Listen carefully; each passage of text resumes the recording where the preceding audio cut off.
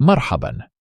شاهد مؤامرة ضد الأسود، ومنتسبي يلجأ للغش، وماكرون يفاجئ الأسود، ورئيس الكوت ديفوار يزور الركراكي.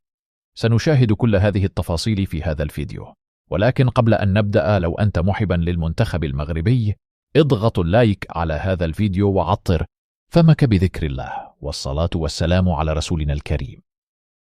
قبل المباراة المرتقبة بين المنتخب المغربي أمام جنوب إفريقيا في ثمن نهائي كأس إفريقيا، لقد استقرت لجنة الحكام التابعة للاتحاد الإفريقي لكرة القدم على اسم الحكم السوداني محمود علي محمود إسماعيل لإدارة تحكيم مباراة المنتخب المغربي وجنوب إفريقيا.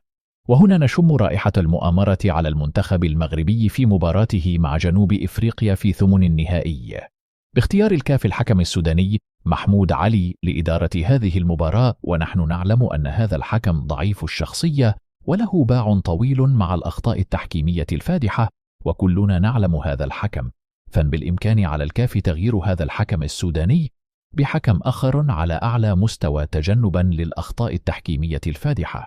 فأنا أعلم أن رئيس لجنة الكاف هو الجنوب إفريقي فالتر جوميز، والكل يعرفه، فليعلموا أن رئيس الكاف هو أيضا من جنوب إفريقيا، وأعتقد أنهم يخططون لمؤامرة ضد المنتخب المغربي باختيارهم هذا الحكم السوداني من أجل إنجاح مخططهم في إقصاء المنتخب المغربي من هذه البطولة. وكلنا عارفين إن متسبي من جنوب إفريقيا وهو يريد إقصاء المنتخب المغربي.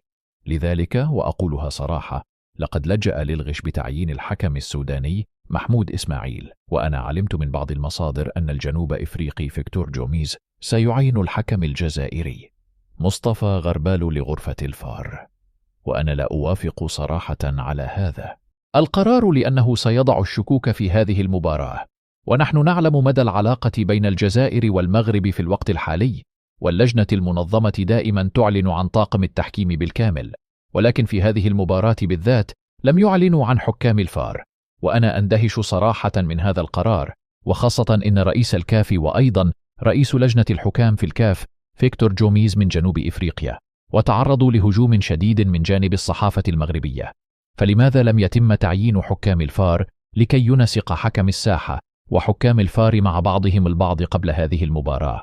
وهنا نجد يا إخواني أن رئيس لجنة الحكام فيكتور جوميز يضع الشكوك في غرفة الفار في هذه المباراة، وأنا أطالب الحكم السوداني أن يحكم هذه المباراة بالعدل، ولا ينظر أبدا إلى المنتخب المغربي أو الجنوب إفريقي، وكل شيء يجب أن يتم احتسابه بما يرضي الله.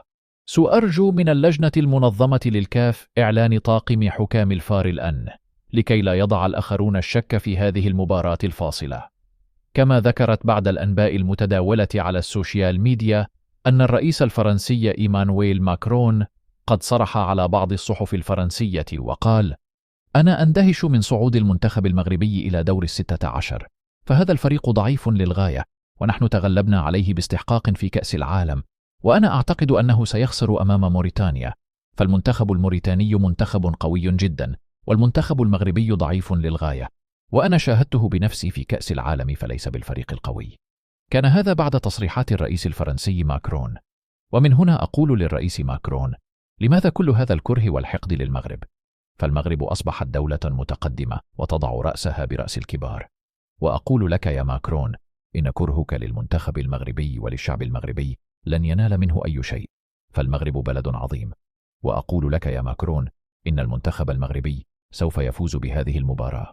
وأيضا تداولت بعض الأخبار أن الرئيس الإيفواري زار معسكر المنتخب المغربي وقال، وقد هنأهم على الفوز بالمباراة السابقة، وقال للمدرب واللاعبين: أنتم المغرب شرفتمونا وشرفتم القارة الإفريقية، فأنتم من فوزتم على كبار أوروبا في كأس العالم، فهنيئا لكم، ولو أنتم محتاجين أي مساعدة فأنا. أمرت السلطات الإيفوارية أن تسهل لكم كافة المساعدات. وفي النهاية، إذا كنت محبا للمنتخب المغربي فاضغط على هذا الفيديو ولا تنسى الاشتراك بالقناة. شكرا لكم.